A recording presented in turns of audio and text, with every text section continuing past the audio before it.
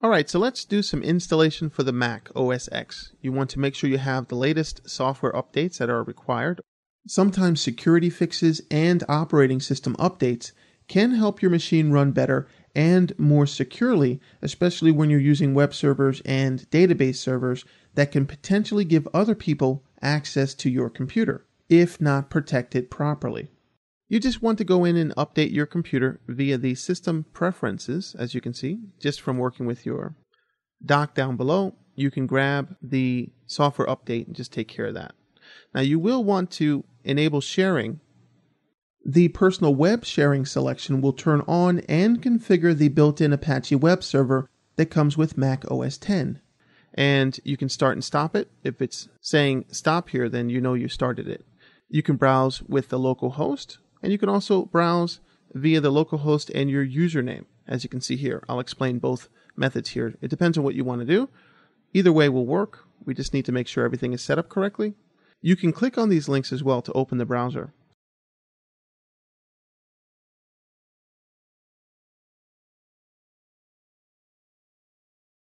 So that's all you need to do. Start the server. Now from here we have a few things we need to download and install. phpMyAdmin from phpMyAdmin.net is going to allow us to work with MySQL. We'll see that in the MySQL section, but you want to download the latest version. Check out the site, phpMyAdmin.net. This is an open source PHP administration tool for MySQL, and it is something we're going to use to work on our databases. Make sure you just read the site and download the latest one that is going to be secure, and then keep up with it. MySQL.com, this is where you're going to download the MySQL standard. This is 4.1.0.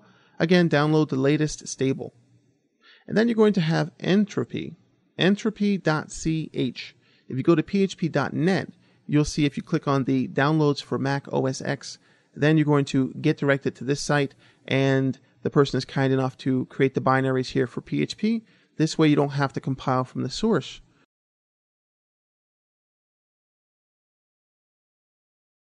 You can work with PHP 5.03 or 4.3.1 as I have here. You can have both installed, only one's going to work at a time, and this website, entropy.ch, gives a lot of documentation as well as a user form. So go there if you have any questions about this. It's pretty straightforward, but sometimes things don't work 100%. All right, so when we open these up, you can open them with Disk Image Mounter. You're going to see that we have entropy down here, MySQL, and then using the stuffit to decompress this, phpMyAdmin as a folder. And I'll show you what to do with that. All right, so after you know that your Apache server is installed, then you want to install MySQL. Very easy. Click on the package to run the installer package. Simple double click.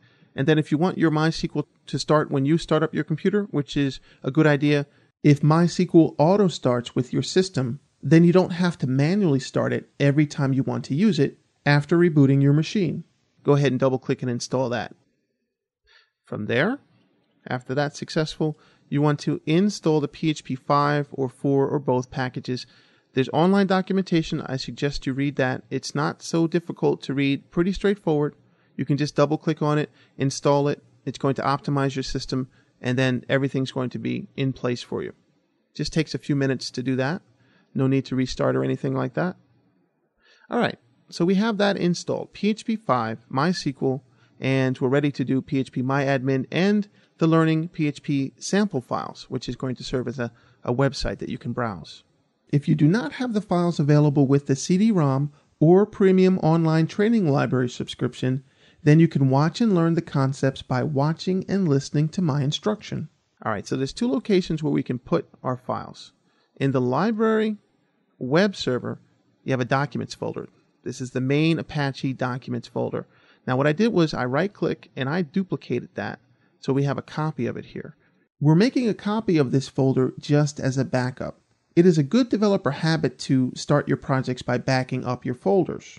Again, this is just a backup copy of the default folder that was there before you started. Copies the folder. That way you can delete everything in here and then just open up your Learning PHP, copy everything from here, select all, and then do an edit, copy, or just drag it and copy it in order to get all of these files in there. You can use the shortcut keys as well and just get them in here, Documents folder up top. Secondarily, you want to bring this phpMyAdmin folder here.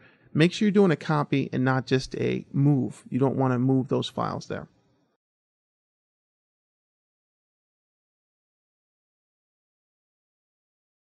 We're copying the phpMyAdmin into this folder so we can access this tool from our web browser using our web server.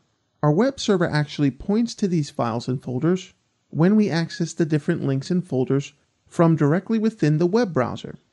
phpMyAdmin is written in PHP and needs to be accessed via a web server. And then that's going to be all set up for you. That's the main local host that's not your user. We are setting up two folder structures here, one that points to your local host address and one for your specific username.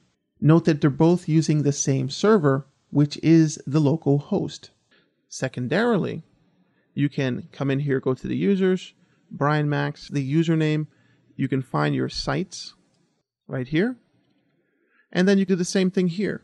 If there's any files here, you want to delete them or move them. We're copying files to these special folders that are attached to the web server. Once they're in place, we can browse the websites from a web browser. If you browse to the websites here that I have below, you can see this is the local host with my computer name and the little tilde there, and you can browse things as you need to. That's all set up. The second one is going to be the local host, and then you can browse things again as you need to. You have to remember that your actual web server is just pointing to files that are on the hard drive of that particular server.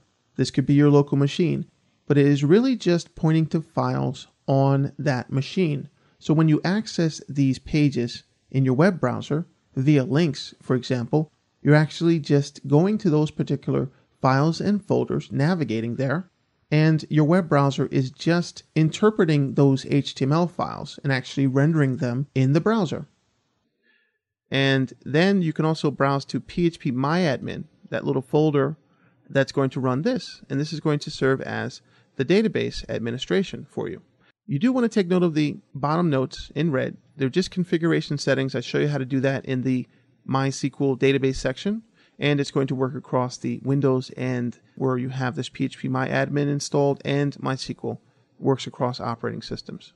This little configuration file, be sure to modify your configuration settings before you get started. I will talk more about this in the MySQL and our samples movie that you'll find in the database section. You can check it out inside BBEdit. Maybe you want to download BBEdit just as a trial if you don't have it. You can download BBEdit at bbedit.com or barebones.com.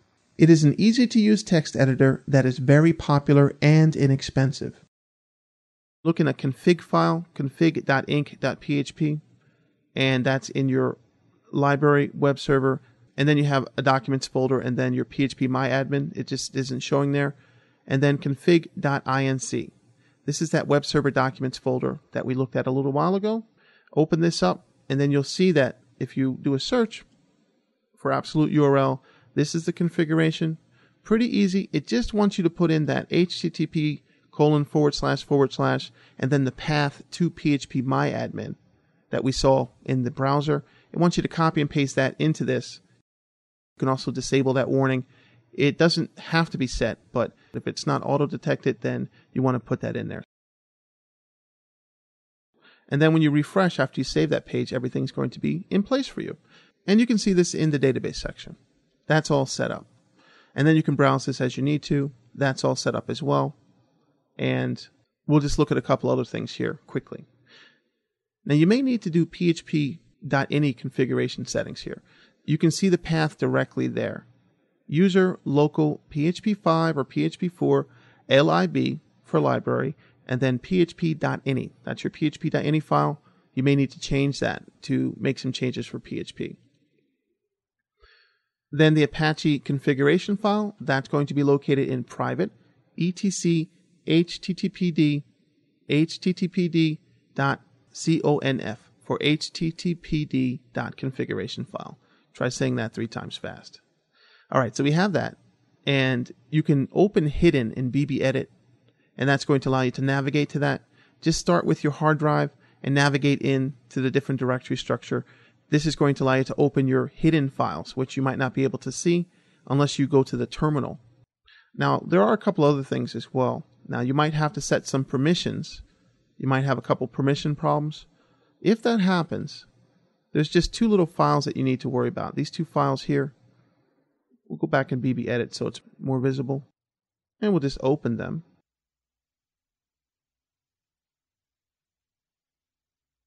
And then you'll need to go to your terminal window in Applications, Utilities, and then Terminal. You can type those two lines in as is into the terminal one at a time. Hit Enter on the first one, copy and paste, and then the second one. These are the two different folder structures that I mentioned, and this is going to set up the proper permissions if you have a 403 error that you can't access this page in the browser, forbidden. You want to change the settings here. You do have to be very careful when working from the terminal window because you can really have unlimited power to modify just about any file. So do be careful. You have to type in the files specifically as I have them here. You have to type in each line exactly and use one at a time. After the first line here, you'll have to enter the root password, the administrative password for your particular machine. And long story short, we're all set up. So you can see that it's not so difficult to get things started. Some things might come up in between, but I would recommend that you just check out the websites and check out the user forums at the particular websites, and they give you a lot of tips and tricks on how to get this rolling and working as you need to. Installing all of this can take some practice, and there are some advanced concepts here that I have discussed. It is a lot of information to digest and to explain, so take it slowly. And don't hesitate to watch these movies again when you did not catch something the first time. Every one of you will have potentially a different install issue that will need to be worked out. And installing and reinstalling these software packages will be good practice and a good way to actually become more familiar with these applications and learn how PHP works. My advice to you is to take installing all of these packages slowly. They can be difficult to reinstall or uninstall because they're open source projects that sort of demand that users have a familiarity with their operating system in great detail. What I have presented to you is a good overview to getting started so that you can work with the examples that I provide and to get started installing these packages on your own machines.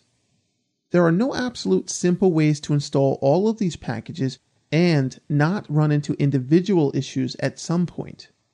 You will need to get into the documentation if you intend to work with these software packages outside of the training tutorials I provide. There is no way to avoid reading the documentation at some point.